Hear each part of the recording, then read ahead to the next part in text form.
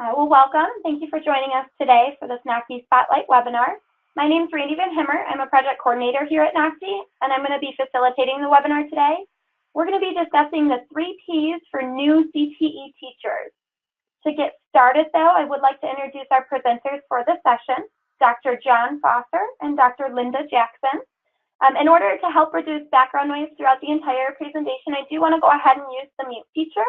Please feel free to send any questions that you have through the chat box. We'll try to respond throughout the presentation. Otherwise, at the very end, there's going to be a section for answers and questions as well.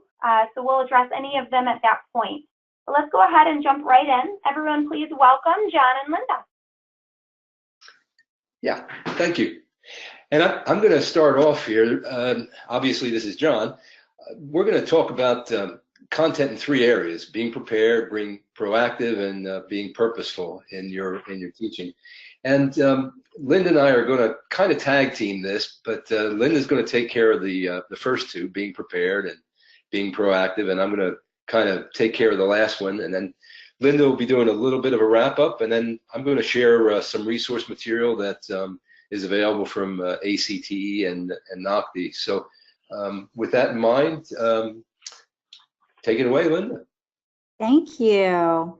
So the first P we're going to talk today about is being prepared. And when I work with new CTE teachers, and I've had the opportunity to work with CTE teachers around the country, and I'm focusing now my work in Kentucky, we often need to talk about how can students master not only the technical content, but also exceed academically and learn the 21st century skills. And this gets into how do you create a roadmap of a lesson that incorporates all 3 of those different concepts into wrapping up and putting a nice bow on preparing your students to master the content. One of my favorite quotes from the first book that John's going to share earlier is, "You can only achieve your goals by writing them down." And that comes from chapter 8, which is Don't Paint in the Dark, which we're going to talk about here for the next couple of minutes.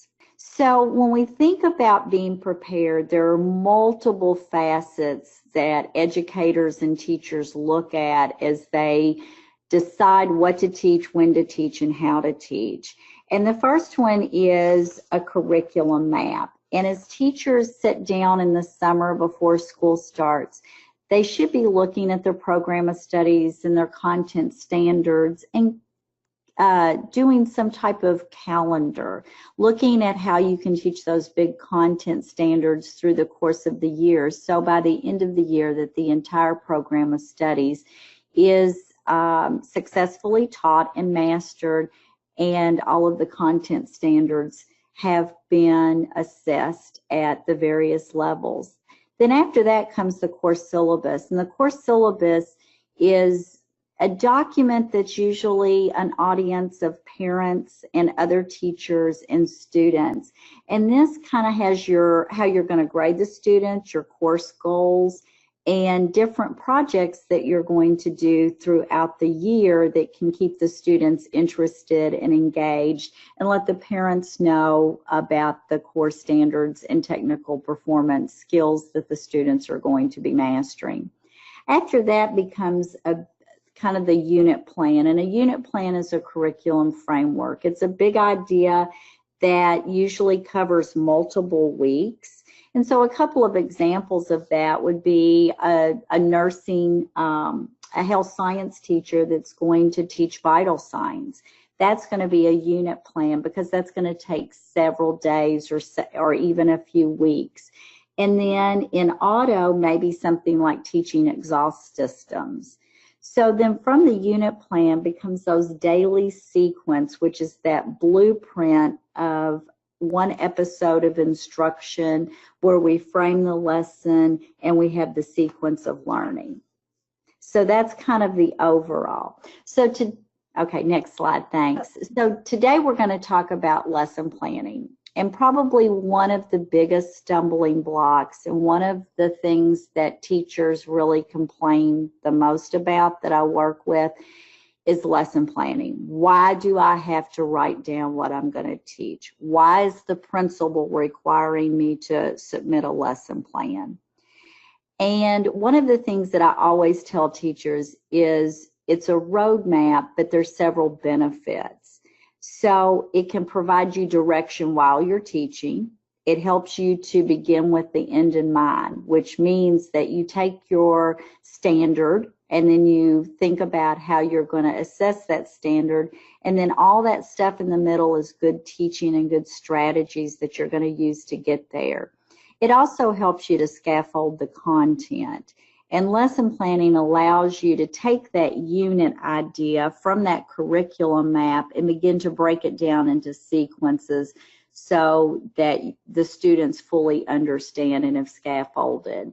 And it also minimizes the understanding gap. It helps students to understand through scaffolding the beginning, middle, and end of what you're trying to accomplish with the content standard. So one of the things in the book that John and I have used, and when we did some PD this last summer, there in the chapter Don't Paint in the Dark is one of, it's a really good, it's called the 5 E's lesson plan format that the teachers that we worked with this summer really kind of embraced and felt like it was a great way to plan the lesson. So we're going to just talk for just a couple of minutes about that, and that you can Google it and look at it, or it's in the book for further explanation. So the 5 E's is based on the premise that we want to build on the knowledge that students already know. We want to take that background knowledge that they have learned, and we want to build on their background knowledge. So with the 5 E's, it's very easy for teachers to put this into perspective. So the first thing you're going to do is you're going to engage the students in the lesson. How are you going to hook their attention? How are you going to get them interested in what you're teaching for the day? Sometimes teachers use short video clips. Sometimes they do what's called a bell ringer or a do now, which kind of gives them something to begin the conversation, or even a current event that ties to what they're learning. Then after you do the engage, which usually lasts 5 to 10 minutes to get them hooked in, then it goes into the explore. And with the 5 E's, developing effective higher order questions that the students have to answer at the end of the lesson is something that helps to get the students to focus, and it develops some accountability that at the end of the lesson that this is what they're going to be learning and this is the question that they're going to answer. Sometimes we use objectives, and that is also great, but with Explore, the focus is on developing questions. Under the explain part of it, this is where the students demonstrate their understanding. So this is where they go in, and let's say, for example, in health science, they are learning to take vital signs. This is where they practice on their peers. They record. The teacher follows up, and they show that they understand the process in taking vital signs. Elaborate is where you get into this really higher order thinking. That's where they apply the learning to a new situation. So for example, with the vital signs, the students have been practicing on their peers, their classmates, but to elaborate, that's where they would take vital signs of adults that's out of, somewhere in the school, or it's the elderly at a nearby nursing facility. So we're making sure that they can apply it to a different situation. And then evaluate is that formative assessment, such as exit slips.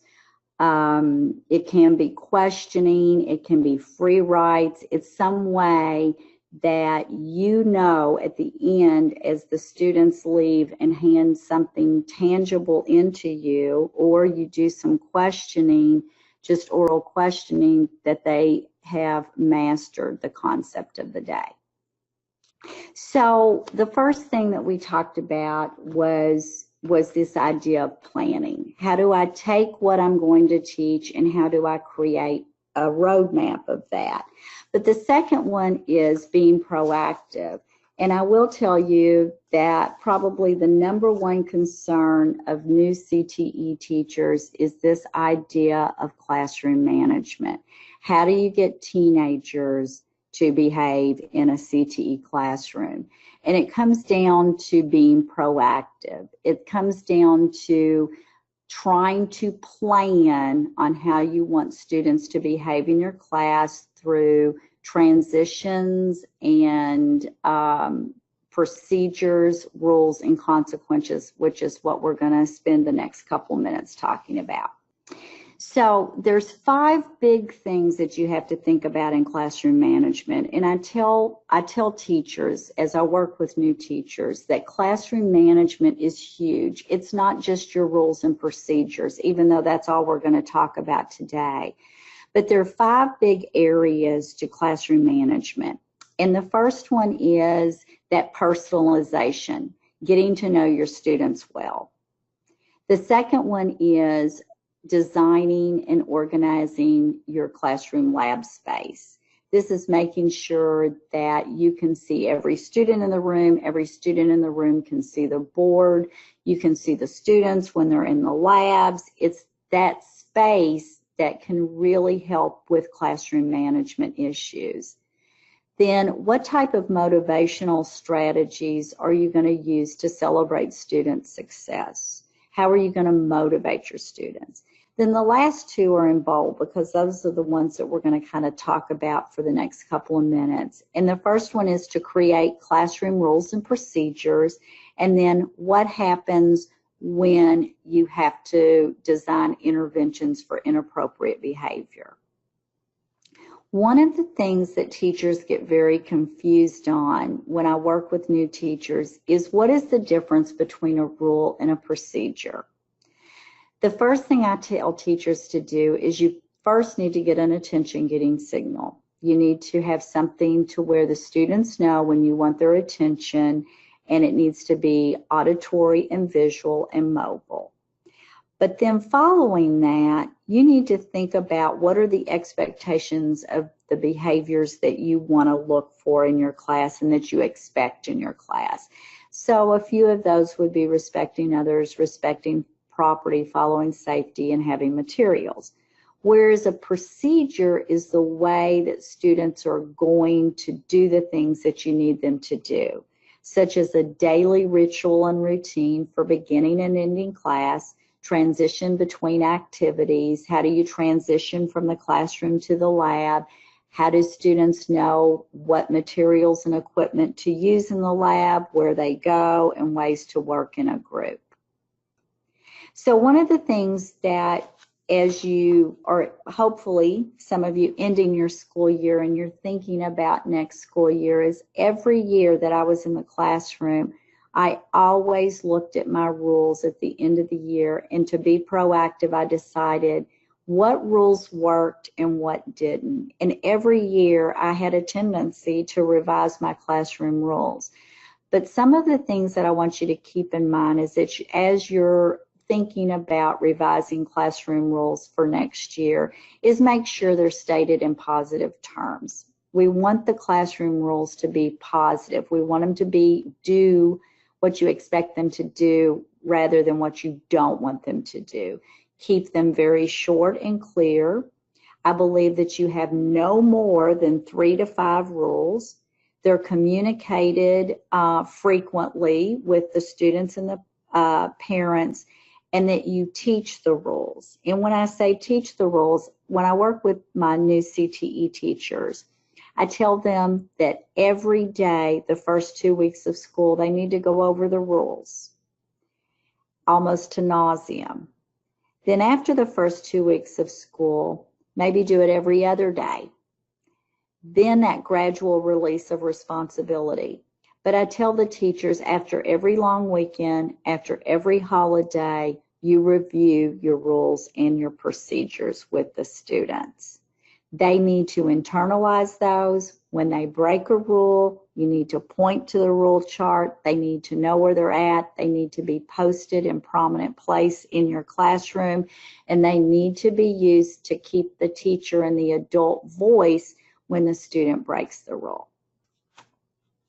So the next thing you have to think about is what happens when students break the rules, because that's going to happen. You're going to have students that are going to break the rules. So you've got those 3 to 5 rules that you've really worked on, you've thought about. And if you've been teaching for a while, I know that at the beginning of school, even though I kind of knew what I wanted my rules to be, I had the students to develop the rules with me. It gave them some ownership. And that's something that you can think about and that you can ponder over the summer while you're taking your summer holiday and your break. But for some teachers, having the students to develop the rules is a very positive thing that gets the students ownership. But you got to have consequences for breaking the rules. So one of the things that I really encourage you to do is plan ahead. And this is where you work with your administrator to make sure that your consequences align with what the school says that you can do, and that you think about a series of events that occur. What constitutes going to the office versus what constitutes a parent phone call, or what constitutes just a discussion with the student after class. So you have to plan ahead. Your consequences are kind of your Bill of Rights. And so if you have a rule and a student breaks a rule, there must be the consequence. And consistency is something that, when I observe new CTE teachers, is one of the hardest things to master.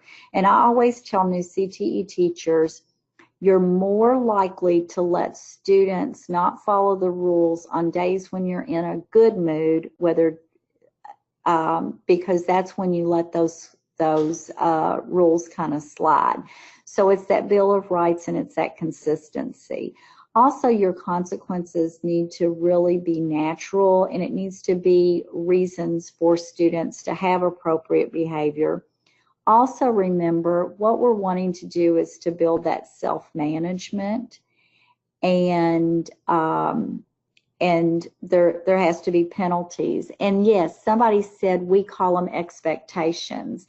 And it varies, Brian, across the different states. Some do call them expectations, and I like that, and I think that's more proactive than consequences. So whatever your school uses, always use that. Thanks, Brian.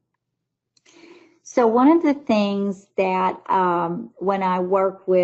when we work with teachers is I always kind of tried, this was something that I tried to do. I wanted the consequences or the expectations to be logical. So if you have that persistent talker, then you assign seats. I was always one that felt like students should be in assigned seats, and I work with teachers for beginning of the year ideas and how to mix it up and assign seats. If you have persistent interruptions, you assign the seat and restrict speaking privileges. If they're uncooperative in group work, then they work alone. Or if they're defacing property or make a mess, then the natural consequence is to clean it up.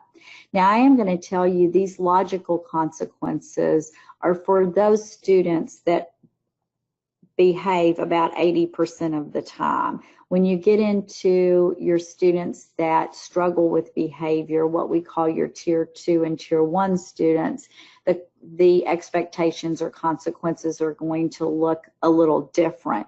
But for a student that behaves most of the time, some of your logical consequences are to remove them from the activity by assigning them a seat, restrict their speaking privileges, have them to work alone if they're uncooperative in groups, and clean it up if they make a mess. So one of the things that I want to just end with this being proactive is you have to teach the classroom rules and procedures. So many times, and I made this mistake when I first started teaching also, I posted them and I went over them the first day of school and I went over the procedures the first day of school. But it's just like anything else. You have to teach them, you have to model, you have to practice. So one of the things that you might consider that I always felt that I always did was I wrote a lesson plan every year for the first 2 days of school on how I was going to teach my rules and procedures. And I treated it as a lesson plan just like I did anything else. Also, it's very important that you create posters, that you post those rules, that you review them, that when an infraction is made, that you refer back to the rule, not to the student. And then you can track. You track internally within yourselves on which of those rules do you have that you feel are most being broken, and then you reteach. So you kind of keep track, you create a progress chart. So if a procedure is broken, transitioning from the classroom to the lab, for example, students fail to do it properly, they fail to follow the procedure, we don't punish, we just reteach the procedure, and sometimes to nauseam. Thanks, Linda. That's great stuff. There's a lot of great strategies there, and folks in the audience, don't you just love the Southern accent? We have a number of folks who have signed up for this webinar, and almost all of them are from northern states. I guess the most southern one that we had signed was Virginia. So when those folks start to listen to this thing, I'm sure they'll appreciate the southern accent as well. And you'll hear from Linda again nearer to the end of this thing. But I have to admit, I love what she said about the 5 E's and that whole idea of the adult voice, and particularly what you just said about focusing on the expectation and not the individuals. All really good strategies to think of as you present to your class. But how do you know if any of them really worked? I mean, as CTE teachers, part of what we do is kind of cognitive. I mean, it's knowledge based. I mean, there's a lot of it that's performance based, but you can't always see the cognitive parts. You can't see the knowledge being generated in a student's head. It's not like riding a bicycle where you can see what's being learned. You can see see somebody riding a bicycle and know that they're doing things correctly and using hand signals and braking properly and all those kinds of things. It's a lot of what we do is got to do with what's in their mind. So it's got to be purposeful in the way that you measure that. So we need to be purposeful about the way that we measure what it is that we're going to be delivering, whatever piece of content that is. There's research out there that indicates that the more you do that measurement, the more powerful the impact on learning. And we'll talk about the 2 different types of assessment or measurement that are typically used in an educational setting. But one of the other things that the research says is that the frequency, of course, of that measurement is also very important. It matters a lot as to how often a teacher actually measures, or let's use the word tests, his or her students. If a student is conditioned so that they're only expecting a major measurement at the end of every unit, then the likelihood is that they may slip away from the content in those periods when they're not being assessed. So research tells us that the more frequent the formative assessment is, the more instructional impact you'll have as a teacher. So most folks think about measurement or assessment, in 2 kind of lumps. One of them is summative, and typically If you haven't come through a typical education degree, you'll remember assessment the way you went through it when you were in high school or whatever level of education you came through. You'll remember assessment as being, the big test at the end of a unit or a big test at the end of a year. It's important that we think about other types of assessment too, because summative assessment is really only one type of assessment or one type of measurement. And as you can see from the slide, a summative assessment is really how much students have learned at a particular point.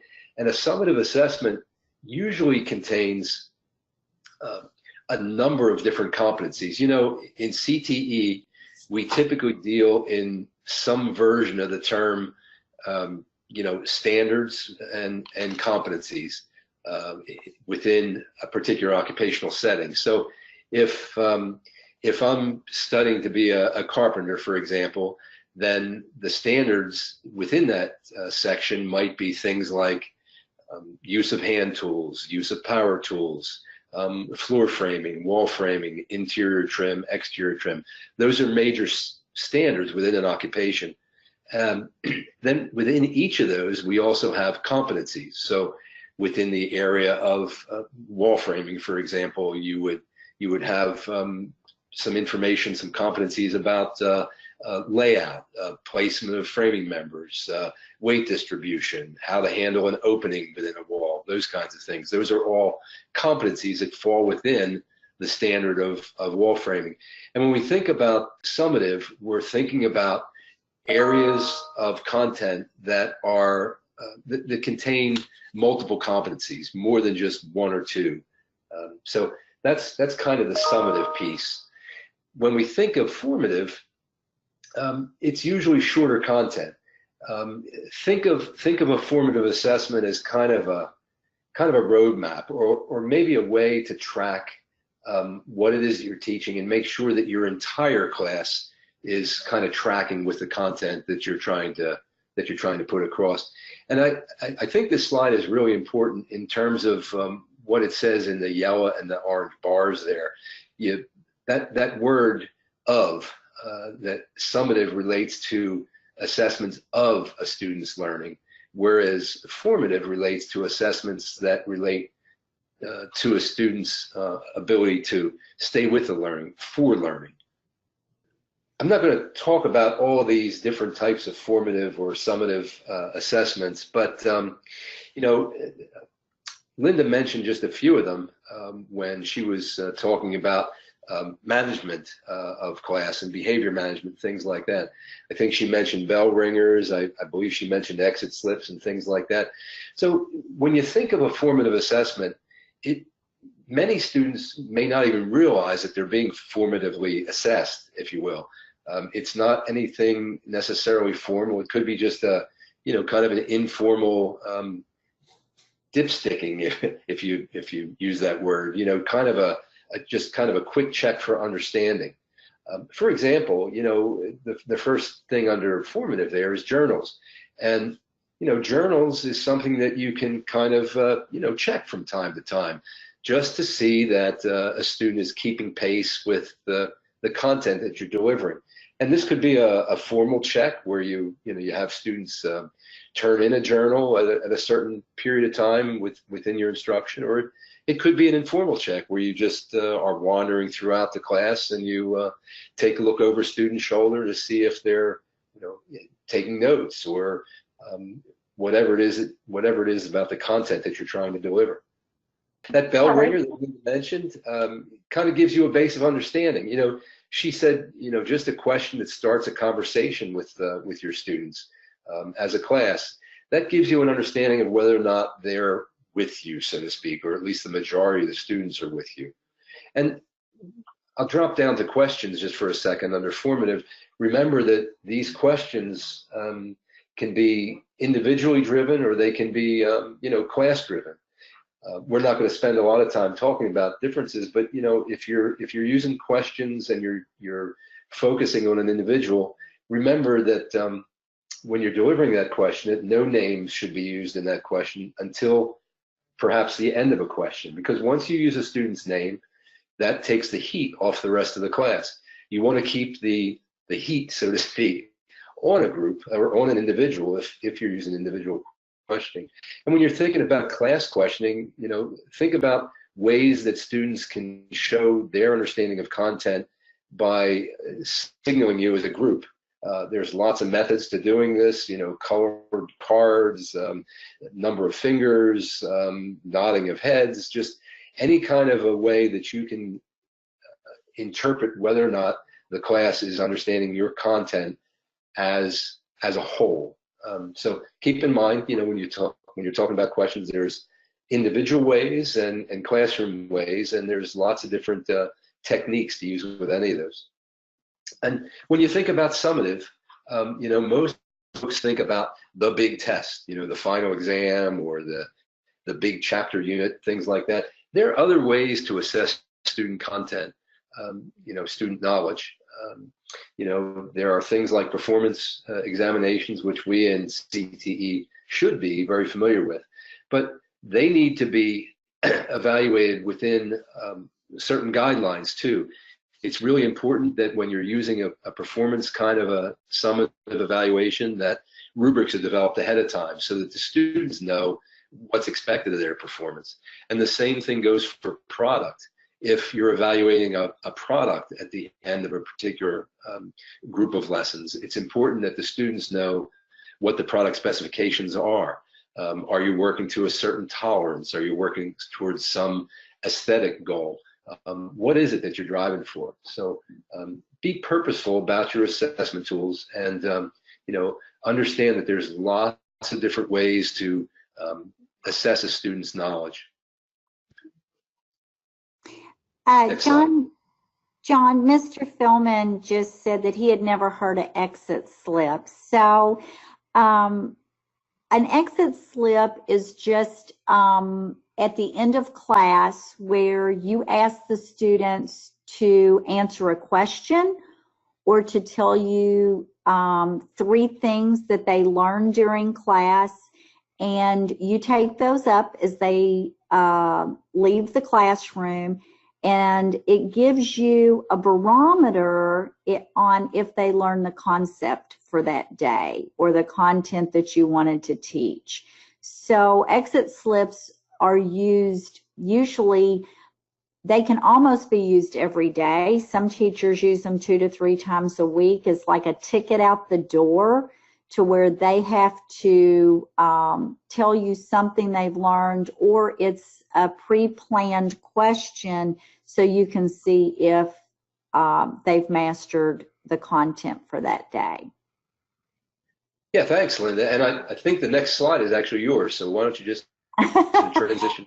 So probably one of my favorite authors is Stephen Covey, and the book is old, but every summer I pull it off the shelf and I take it to the beach and I read it again, because I think that it has so many great things to think about personally and as well as professionally. But one of his favorite quotes for me is "Begin with the end in mind," and I think that's what teaching is really all about. It's what do you want the students to learn at the end of the day, and it's not just the content, but it's those employability skills, it's those 21st century skills, and it's those academic skills.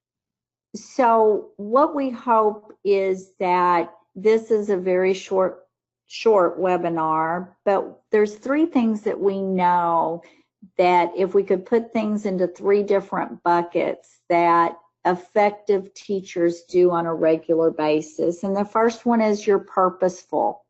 You make wise choices about the instructional strategies you want to do, and you do that through number 2, which is being prepared and planning, designing the classroom curriculum that facilitates student learning.